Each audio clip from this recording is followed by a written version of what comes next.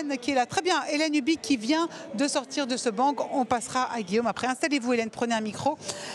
Vous êtes la fondatrice et CEO de The Exploration Company.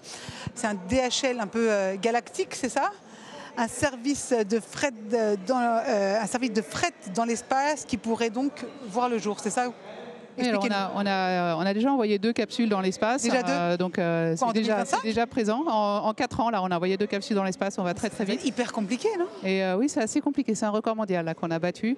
Donc concrètement, qu'est-ce qu'on fait? Notre mission, c'est de développer, de faire des véhicules spatiaux entre nations pour contribuer à bâtir la paix dans l'espace. Donc concrètement, on démarre par la capsule. La capsule, c'est quelque chose que l'Europe n'a jamais eu. Et par ailleurs, on fait la plus grosse capsule spatiale au monde. Et donc la capsule, elle sert à envoyer du cargo aux stations spatiales, dans un premier temps, et après des hommes. Et puis on a démarré aussi à travailler sur un moteur fusée, le plus gros moteur fusée jamais développé en Europe. Parce que quand on veut maîtriser la chaîne du transport, la capsule c'est bien, c'est le transport dans l'espace, mais il faut aussi le transport de la Terre à l'espace. Voilà. Et puis le troisième véhicule sur lequel on travaille, c'est un Lunar Lander, donc un véhicule qui va sur la surface lunaire. On travaille en coopération avec les Émirats. Et donc on vise d'amener le continent européen et le continent arabe ensemble sur la surface de la Lune d'ici la fin de la décennie. Ce qui sera aussi un très beau symbole, en plus de l'exploit technologique derrière. Oui, parce que je reviens sur la capsule de l'Exploration Company, c'est une collaboration franco-allemande. Est-ce que c'est le moyen de montrer justement que l'Europe rayonne face aux États-Unis qui font des Alors au démarrage, effectivement, on ouais. a créé l'entreprise entre l'Allemagne et la France. Ouais. Aujourd'hui, on est en Allemagne, France, Italie, États-Unis, Émirats arabes unis. Et on a 4 ans, donc on a cru très vite au niveau des coopérations internationales. Parce que vous avez su convaincre aussi, c'est aussi ça, la vérité, c'est la confiance. Un petit peu, mais notre propos par rapport à l'Europe, c'est que pour faire des grands projets, il est indispensable de penser ces grands projets en européen. D'accord.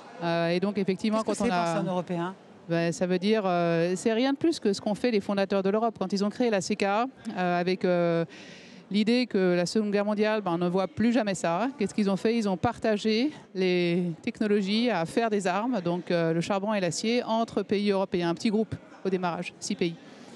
Et nous, en fait, on fait la même chose avec l'ambition de le monter en fait, au niveau mondial. Donc on partage les technologies spatiales qui sont, pour la plupart d'entre elles, les technologies militaires, entre France, Allemagne, Italie, Europe, États-Unis, et Europe et Émirats, et évidemment dans le respect des lois d'export contrôle. Bon, après, vous n'avez pas non plus seulement 4 ans, parce que vous étiez avant chez Airbus, et vous avez justement travaillé sur Orient. J'ai un peu plus que 4 ans, oui, voilà, moi personnellement, mais l'entreprise a littéralement 4 ans. Ça vous a fasciné l'espace, vous personnellement? L'espace, j'ai découvert en fait par hasard. Certaines personnes découvrent leur vocation sur le tard, et donc j'ai découvert par hasard. Et puis je suis tombée amoureuse immédiatement. En fait, c'était love at first sight. En particulier avec le travail des équipes. L'espace, quand vous construisez un vaisseau spatial, c'est comme si vous construisiez un corps humain. Ouais. Chaque chose que vous construisiez est dépendante l'une de l'autre. Et donc chaque personne dans l'équipe, à tous les niveaux, que ce soit le technicien qui va visser une vis, s'il se trompe de matériaux dans la vis, on peut perdre la mission, on peut perdre 10 ans d'efforts, on peut perdre des milliards investis juste parce que cette personne s'est trompée. Et le CEO, s'il se trompe sur la direction qu'il donne à l'entreprise, aussi, l'entreprise, l'aventure peut se terminer assez rapidement. Donc dans les 2 cas, quel que soit le niveau dans l'entreprise, on a chacun une responsabilité exorbitante sur le résultat de la mission, et ça crée du coup une solidarité entre les équipes qui est phénoménale. Un peu comme si vous faites de la montagne, quand vous êtes en cordée, s'il y en a un qui tombe, il peut potentiellement... en tout cas, on est tous solidaires les uns des autres. Alors, on vous compare souvent évidemment à Elon Musk, non pas pour votre folie, mais justement pour votre audace et votre intelligence. Est-ce que vous pensez qu'en tant que scientifique, par rapport au Musk, on va dire, dans le monde entier, est-ce que vous êtes au cœur de la vérité? Non. Pour moi, la vérité, elle est d'abord humaine, et elle est autour de la mission que l'on veut construire. La mission de notre entreprise, c'est de créer des véhicules spatiaux entre nations pour construire la paix dans l'espace. On est des bâtisseurs de paix dans un espace qui sera au cœur du futur de notre humanité. D'accord?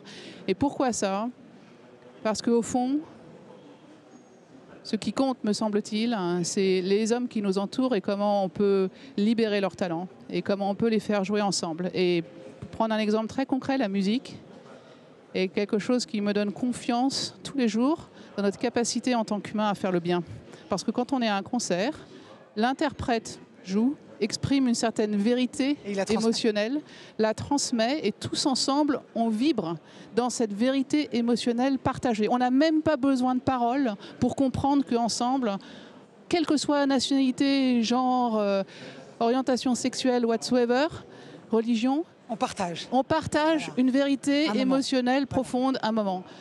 Et donc il n'y a pas de raison que ça ne puisse pas se passer dans d'autres domaines technologiques, scientifiques, etc. Moi, je dis le big numéro 12, on fait ça dans l'espace.